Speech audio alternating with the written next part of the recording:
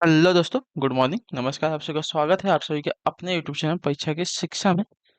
आशा करता हूँ कि आपसे अच्छे होंगे, आपकी जो तैयारी है वो भी बढ़िया तरीके से चल रही है। तो जो बच्चा क्लास में फर्स्ट टाइम है, पहली बार है, चैनल को जो है सबसे पहले सब्सक्राइब कर दीजिए। देखिए यहाँ पे जो आपकी पीईटी होने वाली है, UP triple S C PET,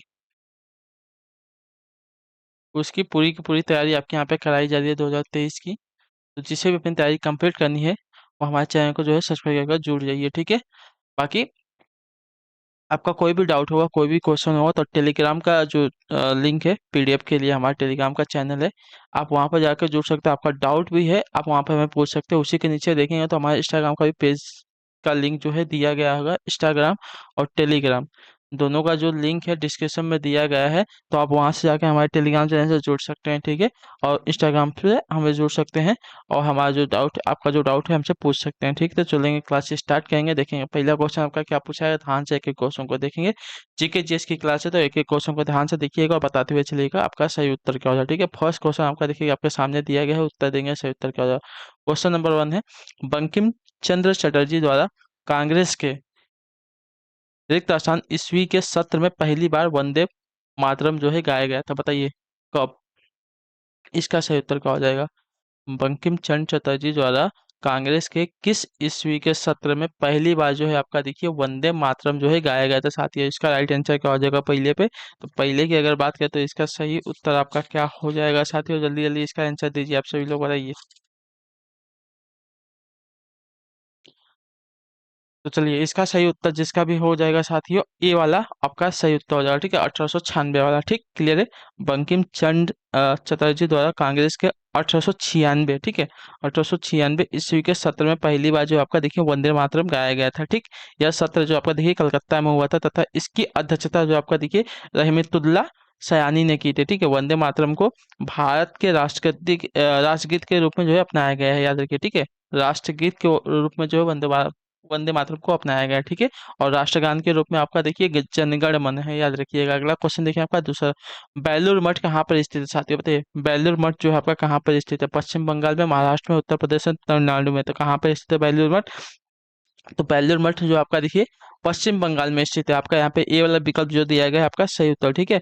Belur Math जो आपका देखिए पश्चिम बंगाल में हुगली नदी के तट पर हावड़ा यानी कि कोलकाता में स्थित है, याद रखिएगा, ठीक, क्लियर है। और यह मठ जो आपका देखिए रामकृष्ण मिशन और रामकृष्ण मठ का मुख्यालय भी है, याद रखिएगा। इसकी स्थापना 1897 ईस्वी में स्वामी विवेकानंद ने की थी, ठीक, क्लियर।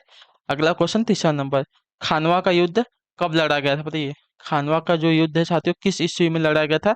तीसरे पे आपका पूछा है, इसका सही उत्तर क्या देखिए। खानवा का जो युद्ध आपका 1527 ईस्वी में लड़ा गया था, ठीक है, याद रखिए। और पानीपत का जो पहला युद्ध था 1526 ईस्वी में लड़ा गया था। ये बात पे याद रखिए, ठीक, क्लियर है।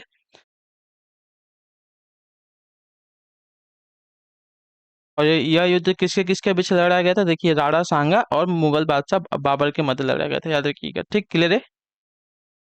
और इसमें जो है आपकी जो सांगा थे, राणा सांगा थे, इनकी हार हुई थी, याद रखिएगा। अगला क्वेश्चन देखेंगे, चौथा नंबर उत्तर देंगे। प्रथम मुस्लिम राजवंश जिसने भारतीय उपमहाद्वीप पर 84 वर्षों तक शासन किया था, कौन था, बताइए। प्रथम मुस्लिम राजवंश जिसने भारतीय उपमहाद्वीप पर 84 वर्षों तक शासन किया था, कौन सा था साथियों। इसका सही उत्तर क्या हो जाएगा। तो देखिए आपका मुगल वंश, ठीक है, जो आपका दिया गया यहाँ पे टी वाला ऑप्शन सही उत्तर है, ठीक है। मुगल वंश या तो दास वंश भी इसको कहते हैं, ठीक है, याद रखिएगा। जो कि आपका देखिए प्रथम मुस्लिम राजवंश था जो कि भारतीय उपमहाद्वीप पर लगभग देखिए 84 वर्षों तक शासन किया था। अगला क्वेश्चन देखिएगा 5वां नंबर, ध्यान से देख के बताएंगे, सही उत्तर क्या हो जाएगा। उपनिषदों में रिक्त स्थान भाषा का उपयोग हुआ, बताइए किस भाषा का उपयोग हुआ। उपनिषदों में किस भाषा का उपयोग किया गया साथियों, 5वें प्रश्न होता है। देखिए उपनिषदों की अगर बात करें तो इसमें आपका देखिए संस्कृत भाषा का जो है उपयोग किया गया है, जो आपका ये वाला विकल्प दिया गया है 5वें पे आपका सही उत्तर हो जाएगा। इसके लिए अगले क्वेश्चन में पढ़ेंगे, ध्यान से देखिए। आपका छठा नंबर है, उत्तर देंगे सही उत्तर का। क्या पूछा गया है, वर्ष 1940 में मुस्लिम लीग संकल्प के संदर्भ में असत्य कथन हमको चुनना है, ठीक है। 1940 के मुस्लिम लीग संकल्प के संदर्भ में असत्य कथन जो है हमको चुनना है यहाँ पे। तो इसका सही उत्तर क्या हो जाएगा साथियों, चलेंगे पहला कथन पढ़ेंगे। इसने भारतीय उपमहाद्वीप के मुस्लिम बहुसंख्यक क्षेत्रों के लिए स्वशासन विधायक की जो है मांग की थी, ये तो बात सही है।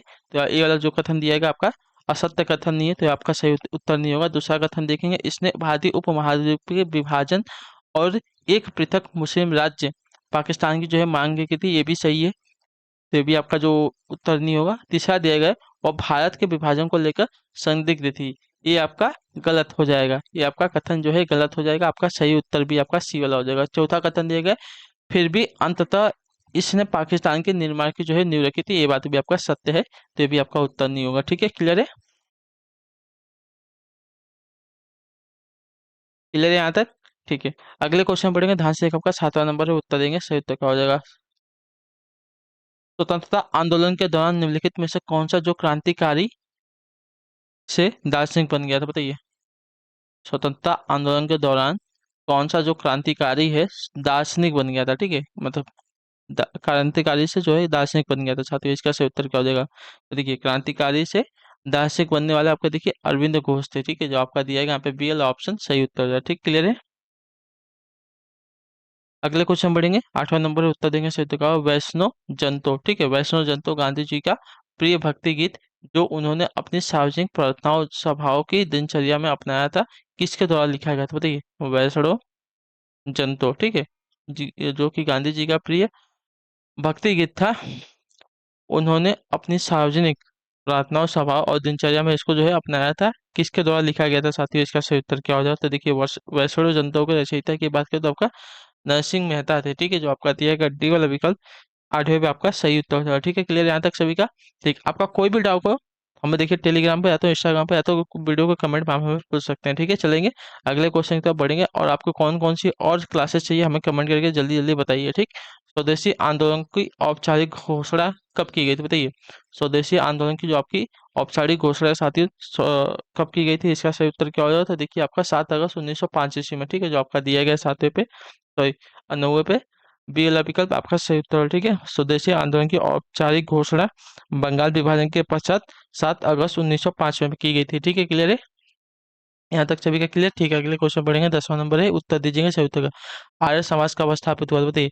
आर्य समाज की जो स्थापना साथियों कब हुई थी, तो देखिए, आर्य समाज की जो स्थापना है साथियों हुई थी आपकी 29 जनवरी 1875 में। ठीक है, तो जो आपका दिया गया ए वाला विकल्प 10वें पे आपका सही उत्तर हो जाएगा। ठीक है, स्वामी दयानंद सरस्वती ने इसकी जो है स्थापना की थी, याद रखिएगा ये बात भी। ठीक, इसकी दूसरी शाखा जो आपकी लाहौर में 1877 ईस्वी में खुली गई थी। ठीक है, अगले क्वेश्चन पढ़ेंगे, ध्यान से देखेंगे, 11 नंबर है, उत्तर देंगे सही उत्तर का। ज्वार बाजरा और रागी को एक साथ किसके रूप में जाना जाता है, बताइए। बागवानी, दलहन, धान या मोटे अनाज के रूप में, बताइए, इसका सही उत्तर क्या हो जाए। तो देखिए, ज्वार बाजरा रागी को एक साथ मोटे अनाज के रूप में जो है जाना जाता है, तो जो डी वाला विकल्प देगा 11 पे आपका राइट आंसर। ठीक है, क्लियर है? अगले क्वेश्चन पढ़ा जाएगा, ध्यान से देखेंगे, बताएंगे सही उत्तर का। 12 नंबर है, उत्तर देंगे संघाई हिरण, ठीक है, संघाई हिरण को देखे जाने का समाचार सुर्खियों में था, यह किस राज्य का राजकीय पशु है, बताइए। संघाई हिरण को देखे जाने का जो समाचार है साथियों सुर्खियों में था, यह जो है किस राज्य का राजकीय पशु है साथियों। 12 पे सही उत्तर क्या हो जाएगा। तो देखिए, आपका जो है संघाई हिरण है मणिपुर का है, राजकीय पशु है। ठीक है, राजकीय पशु है, तो जो आपका दिया गया ए वाला विकल्प आपका राइट आंसर है। उत्तर प्रदेश का राजकीय पशु क्या है, हम आप हमें जो है कमेंट करके बताएंगे। ठीक, क्लियर है?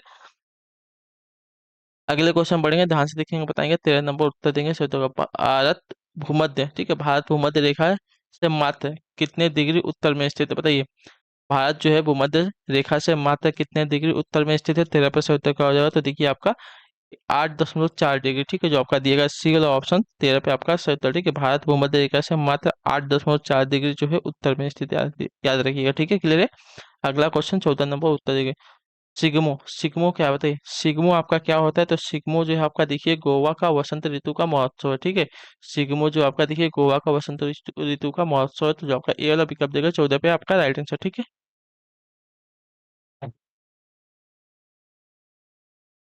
ठीक, अगले क्वेश्चन पढ़ेंगे, 15 नंबर उत्तर देंगे। नर्मदा तापी, नर्मदा और तापी जो है किस ओर बहने वाली नदियां हैं, दक्षिण की ओर, पूर्व की ओर, पश्चिम की ओर, उत्तर की ओर। तो देखिए, नर्मदा और तापी की अगर बात करें तो नर्मदा और तापी जो आपके देखिए पश्चिम की ओर बहने वाली नदियां हैं, ठीक है, पश्चिम की ओर बहने वाली नदियां, तो जो आपका सी वाला पिकअप देगा आपका यहाँ पे सही उत्तर है। ठीक, क्लियर है? क्लियर है यहाँ तक? ठीक, अगले क्वेश्चन पढ़ेंगे, ध्यान से आपका 16 नंबर है, उत्तर देंगे सर। तो क्या पूछा जाएगा, ओपन मार्केट ऑपरेशन आरबीआई द्वारा किसके विक्रय और क्रय को जो है संदर्भित करता है, बताइए। ओपन मार्केट ऑपरेशन आरबीआई द्वारा किसके विक्रय और क्रय को जो है संदर्भित करता है। 16 पर सही उत्तर क्या हो जाएगा? तो देखिए सरकारी प्रतिभूतियों के, ठीक है, सरकारी प्रतिभूतियां ये क्रय और विक्रय को जो आपका देखिए ओपन मार्केट ऑपरेशन जो आरबीआई है इसको संदर्भित कहते हैं। देखिए जो आपका दिया गया बी वाला विकल्प 16 पे आपका सही उत्तर, ठीक क्लियर है? ठीक है, क्लियर है। अर्थात यह सरकारी प्रतिभूतियों की खरीद फरोख्त से संदर्भित है। इस प्रक्रिया द्वारा आरबीआई शाख पर जो है नियंत्रित स्थापित करने का कार्य करती है। ठीक क्लियर है। अगले क्वेश्चन बढ़ेंगे आपका 17 नंबर, उत्पाद शुल्क का संबंध सरकार के किस विभाग से? बताइए उत्पाद शुल्क का जो संबंध साथियों सरकार के किस विभाग से है साथियों? इसका सही उत्तर क्या हो जाएगा? तो देखिए इसका सही उत्तर हो जाएगा साथियों आपका राजस्व से। ठीक है, जो आपका दिया गया यहाँ पे बी वाला विकल्प आपका सही, ठीक है। उत्पाद शुल्क यानी कि एक्साइज ड्यूटी, ठीक है। एक्साइज ड्यूटी एक अप्रत्यक्ष कर है जिसे देश में वस्तुओं के निर्माण पर लगाया जाता है। ठीक है, केंद्रीय उत्पाद शुल्क एवं सीमा शुल्क बोर्ड और वित्त मंत्रालय भारत सरकार के अधीन राजस्व विभाग का हिस्सा होता है, याद रखिएगा। ठीक है, क्लियर है। उत्पाद शुल्क का संबंध किस सरकार से है? तो राजस्व यानी कि जो आपका राज्य सरकार होता है उससे होता है, याद रखिएगा। ठीक है, अगला क्वेश्चन देखेंगे आपका 18 नंबर उत्तर देंगे सही उत्तर का। कुसुम योजना किसको बढ़ावा देती है? बताइए कुसुम योजना जो है किसको बढ़ावा देती है? इसका सही उत्तर देखिए कुसुम योजना की अगर बात करें तो कुसुम योजना आपको देखिए सौर खेती को, ठीक है। कुसुम योजना जो आपके देखिए सौर खेती यानी कि जो आपकी सूर्य के प्रकाश से उपयोग करके जो बिजली पैदा करते हैं और उसकी जो खेती होती है उसको देखिए कुसुम योजना कहते हैं। ठीक है, कुसुम योजना जो है कि सौर खेती को बढ़ावा देती है। तो आपका दिया गया है बी वाला ऑप्शन आपका यहाँ पे राइट आंसर। ठीक है, क्लियर है। अगले क्वेश्चन बढ़ेंगे ध्यान से देखिए 19 नंबर उत्तर देंगे। 20 पॉइंट प्रोग्राम, ठीक है, टीपीपी, टीपीपी जिसका उद्देश्य गरीबी उन्मूलन करना एवं गरीबों और वंचितों के जीवन की गुणवत्ता को बेहतर बनाना है, वर्ष रिक्त स्थान में शुरू किया गया था। बताइए कब? 20 पॉइंट प्रोग्राम, ठीक है। 20 पॉइंट प्रोग्राम आपका कब शुरू किया था? इसका सही उत्तर क्या है? देखिए 20 पॉइंट प्रोग्राम जो आपकी शुरुआत इसकी हुई थी 1975 ईस्वी में। ठीक है, जो आपका दिया गया यहाँ पे डी वाला ऑप्शन आपका सही उत्तर हो जाएगा। ठीक, क्लियर है यहाँ तक। अगले क्वेश्चन पढ़ेंगे प्रधानमंत्री इंदिरा गांधी उस समय थे उनके द्वारा जो है शुरू किया गया था। 20 नंबर है आपका, बताएंगे सर। केंद्रीय स्वास्थ्य मंत्रालय ने हाल ही में लक्ष्य नामक एक चिकित्सा निगरानी योजना जो है शुरू करने की घोषणा की है। यह योजना स्वास्थ्य देखभाल के किस पहलू को सुधारने पर केंद्रित है? बताइए इसका सही उत्तर क्या हो जाएगा? तो इसका सही उत्तर हो जाएगा साथियों मातृत्व और प्रसूति कच्छ देखभाल, जो आपका दिया गया यहाँ पे सी वाला ऑप्शन 20 पे आपका सही। ठीक है, केंद्रीय स्वास्थ्य मंत्रालय ने हाल ही में लक्ष्य नामक चिकित्सा योजना शुरू की है। इस योजना का जो प्रमुख उद्देश्य है आपका मातृत्व और प्रसूति कच्छ देखभाल एवं स्वास्थ्य संबंधित उचित देखभाल का उपलब्ध कराना है, याद रखिएगा। ठीक है, क्लियर है। अगले क्वेश्चन पढ़ेंगे आपका 21 नंबर है, उत्तर देंगे सर। तो क्या पूछा गया? संविधान के प्रारंभ होने के बाद से किस अधिनियम में नागरिकता पाने और गंवाने संबंधी प्रावधान किए गए हैं? बताइए इसका सही उत्तर क्या हो जाएगा? तो देखिए आपका जो आपका दिया गया है नागरिकता अधिनियम 1995 में जो आपका दिया गया है सी वाला ऑप्शन आपका सही। ठीक है, संविधान के प्रारंभ होने के बाद नागरिकता अधिनियम 1955 में नागरिकता संबंधी प्रावधान दिए गए हैं। ठीक है, तो जो आपका दिया गया यहाँ पे सी वाला ऑप्शन आपका सही उत्तर है। अगले क्वेश्चन पढ़ेंगे ध्यान से देखेंगे 22 नंबर उत्तर देंगे सही उत्तर का क्या पूछा गया आपका। ठीक है, कोई भी डाउट होगा देखिए आप हमें पूछ सकते हैं, कुछ भी होगा आप हमें फटाफट कमेंट कर देंगे, उसका आंसर आपको मिल जाएगा। ठीक है, और क्लास कैसी लग रही है हमें कमेंट करके आप लोग बताएंगे। ठीक, भारत के राष्ट्रपति का नाम बताइए जिन्होंने 1986 में भारतीय डाक विधेयक के संदर्भ में पॉकेट वीटो का जो है प्रोग्राम किया था, बताइए। ठीक है, भारत के राष्ट्रपति का नाम बताइए जिन्होंने 1986 में भारतीय डाक विधेयक के संदर्भ में पॉकेट वीटो का जो है प्रोग्राम किया था साथियों। 22 पे आपका सही उत्तर क्या हो जाएगा? तो इसका सही उत्तर हो जाएगा ज्ञानी जैल सिंह ने, जो आपका दिया गया यहाँ पे डी वाला ऑप्शन सही उत्तर। ठीक है, भारत के राष्ट्रपति ज्ञानी जैल सिंह ने 1986 में भारतीय डाक विधेयक 1986 के संदर्भ में पॉकेट वीटो को जो है प्रोग्राम किया था, याद रखिएगा। ठीक, क्लियर है। अगले क्वेश्चन बढ़ेंगे 23 उत्तर देंगे सीधा। संसद के वर्तमान सत्र के निष्कासन को क्या कहते हैं? बताइए संसद के वर्तमान सत्र के निष्कासन को क्या कहते हैं साथियों? इसका सही उत्तर क्या हो जाएगा? तो देखिए इसको कहते हैं आपका स्थगन, जो आपका दिया गया यहाँ पे सी वाला ऑप्शन सही उत्तर। ठीक है, क्लियर है।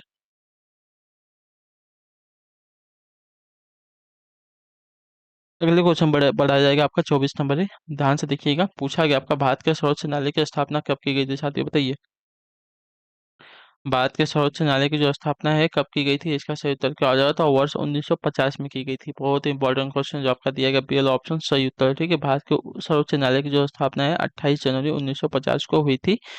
इसे भारतीय संविधान के भाग 5 अध्याय 4 के तहत स्थापित किया गया था। ठीक, क्लियर है। भाग 4 और अध्याय, तो भाग 5 और अध्याय 4 के तहत जो है इसकी स्थापना की गई थी। कब की गई थी, 28 जनवरी 1950 ईस्वी में। ठीक, सर्वोच्च न्यायालय की स्थापना। 25 नंबर है उत्तर देंगे सर। तो क्या पूछा, भारतीय संविधान के किस अनुच्छेद में वित्तीय आपातकाल से संबंधित प्रावधान वर्णित है, बताइए। भारतीय संविधान के किस अनुच्छेद में वित्तीय आपातकाल, ठीक है, वित्तीय आपात से संबंधित जो आपके प्रावधान वर्णित है, मतलब इसका सही उत्तर क्या हो जाएगा साथियों, तो देखिए बहुत इंपॉर्टेंट क्वेश्चन है, अनुच्छेद 307 के तहत। ठीक है, जो आपका दिया गया यहाँ पे सी वाला ऑप्शन सही उत्तर। ठीक है, 360 में जो है आपका देखिए वित्तीय आपातकाल से संबंधित प्रावधान वर्णित है। ठीक है, 26 जून 1975 से 21 मार्च 1977 तक भारत में आपातकाल जो है घोषित किया गया था। कौन सा, ठीक है, याद रखिए, क्लियर। अगले क्वेश्चन बढ़ेंगे, 26 नंबर है, ध्यान से देख के बताएंगे सही उत्तर क्या हो जाएगा।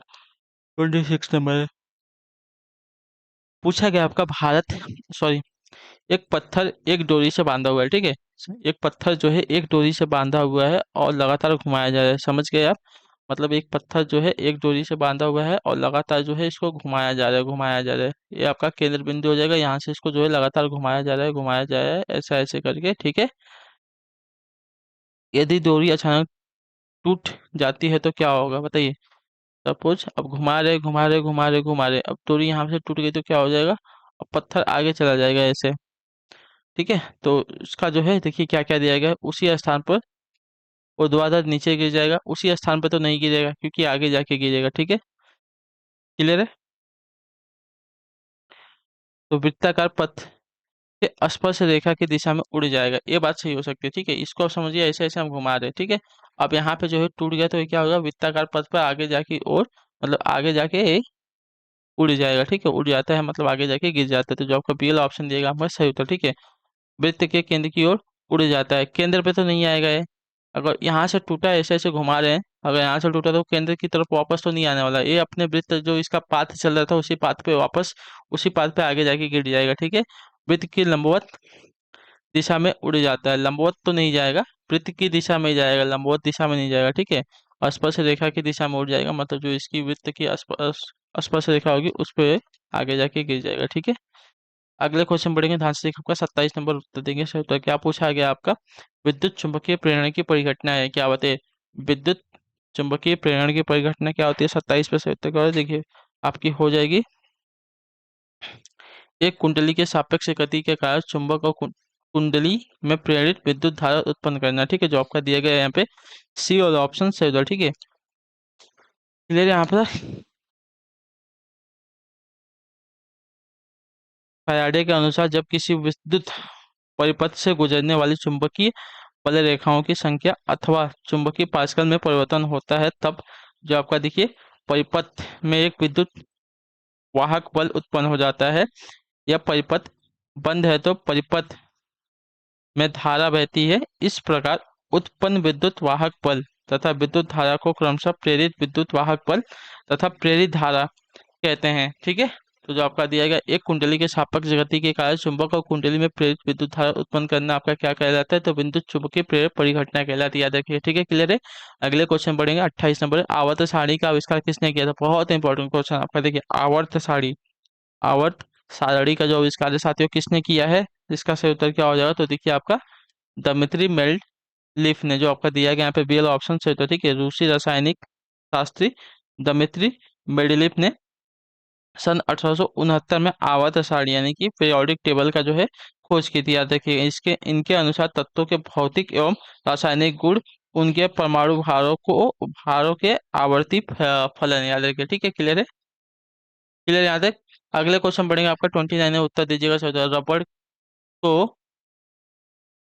वल्कनित करने के लिए प्रयुक्त तत्व क्या, बताइए। रबड़ को वल्कनित करने के लिए प्रयुक्त तत्व कौन सा साथियों, इसका सूत्र देखिए, रबड़ को वल्कनित करने के लिए प्रयुक्त तत्व आपका हो जाएगा सल्फर, जो आपका दिएगा बी वाला ऑप्शन 29 पे आपका सही। तो अगला क्वेश्चन बढ़ेंगे, 30 नंबर है, रक्तचाप यानी कि ब्लड प्रेशर। ठीक है, रक्तचाप, लार आना और उल्टी आना जैसी अनैच्छिक क्रियाएं मस्तिष्क के किस भाग द्वारा जो है नियंत्रित की जाती है साथियों, बताइए। रक्तचाप, लार आना और उल्टी आना जैसी अनैच्छिक क्रियाओं का नियंत्रण मस्तिष्क के किस भाग से किया जाता है छात्रों? तो देखिए मेंडुला द्वारा, ठीक है, मस्तिष्क के मेंडुला भाग द्वारा जो है ये जो आपकी अनैच्छिक क्रियाएं हैं, उल्टी आना, लाल आना, रक्तचाप आना, ये सभी आपकी जो है नियंत्रित की जाती है मेंडुला द्वारा, ठीक है। याद रखिए जो आपका दिया गया यहाँ पे ये वाला ऑप्शन आपका सही उत्तर, ठीक है, क्लियर है। तो इसी के साथ जो आपकी क्लास है साथियों आज की यहीं पे